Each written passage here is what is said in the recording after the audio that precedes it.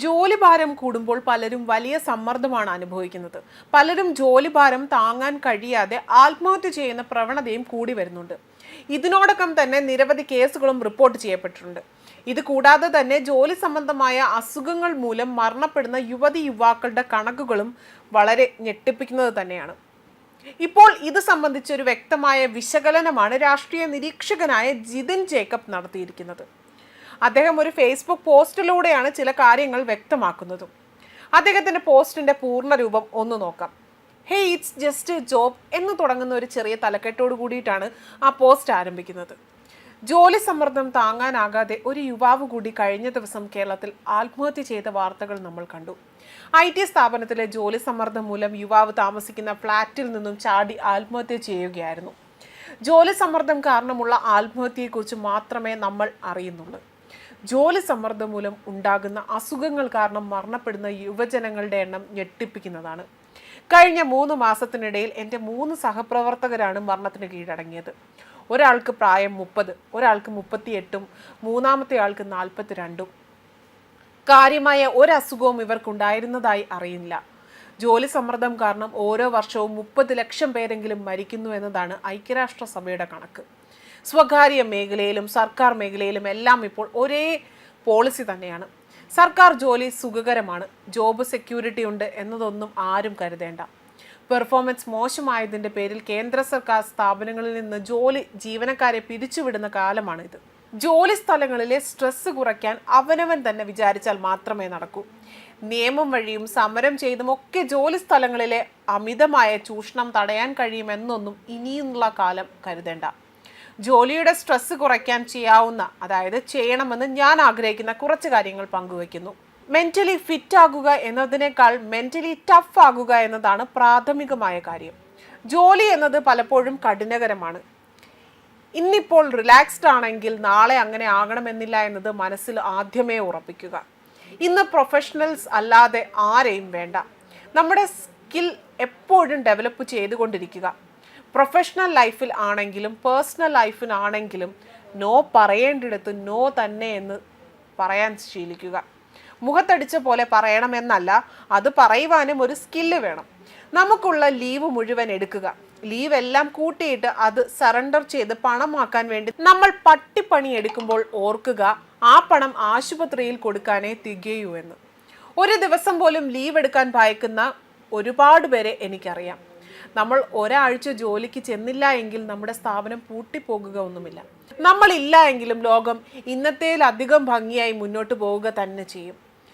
അതേസമയം നമുക്ക് എന്തെങ്കിലും സംഭവിച്ചാലോ? നഷ്ടം നമുക്കും നമ്മുടെ കുടുംബത്തിനും മാത്രം. ഔദ്യോഗിക വാട്സാപ്പ് ഗ്രൂപ്പിൽ ക്ലീഷ്യ അനുശോചനവും അതുപോലെ കുറെ പൂവിൻ്റെ ഇമോജിയും ഉണ്ടാകും.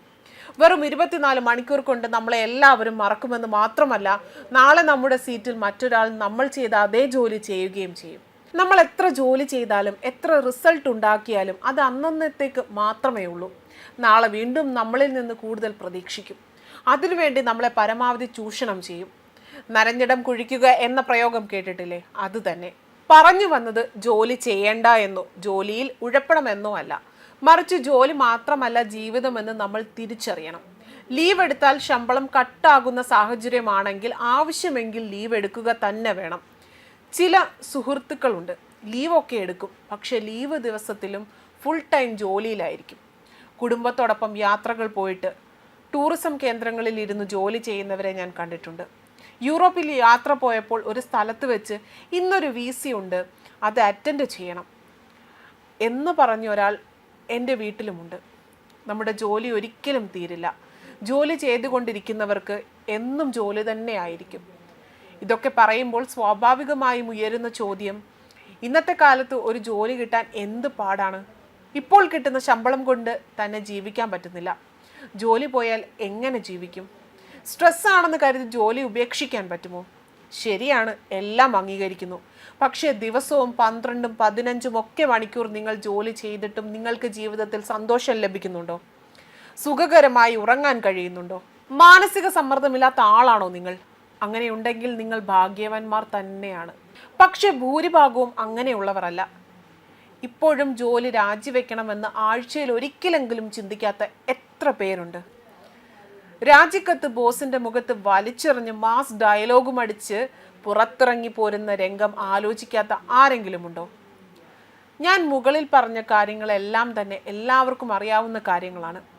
ഇതൊക്കെ പ്രൊഫഷണൽ ജീവിതത്തിൽ ചെയ്യണമെന്നും ആഗ്രഹിക്കുന്ന കാര്യങ്ങളുമാണ്. പിന്നെ എന്തുകൊണ്ട് ഇതൊന്നും ചെയ്യാൻ പറ്റുന്നില്ല എന്ന് ചോദിച്ചാൽ ഒരേ ഒരു ഉത്തരമേ ഉള്ളൂ: നമ്മൾ എടുത്ത് കൂട്ടിയിരിക്കുന്ന ബാധ്യതകൾ. എൻ്റെ ഒരു സുഹൃത്ത് കഴിഞ്ഞ ദിവസം പറഞ്ഞത് അവന് ജോലി സമ്മർദ്ദം താങ്ങാൻ പറ്റുന്നില്ല. എന്തെങ്കിലും ചെറിയ ജോലിയിലേക്ക് മാറാം എന്ന് വിചാരിച്ചാൽ ഹൗസിംഗ് ലോൺ, വെഹിക്കിൾ ലോൺ, അതുപോലെ സ്റ്റാഫ് ലോൺ എല്ലാം കൂടി ചേർത്ത് 1,10,00,000 രൂപയുടെ ലോണുകളുണ്ട്. റിട്ടയർമെൻറ്റ് വരെ ഇപ്പോഴുള്ള ജോലി ചെയ്താലേ അവന് ലോണുകൾ അടച്ചു തീർക്കാൻ പറ്റൂ. പലർക്കും ഗംഭീര ശമ്പളമൊക്കെയാണ്. പക്ഷേ ഒരു മാസത്തെ ലോൺ റീപേയ്മെൻറ്റ് എല്ലാം കഴിയുമ്പോൾ ക്രെഡിറ്റ് കാർഡ് തന്നെ ശരണമെന്ന അവസ്ഥയാണ്.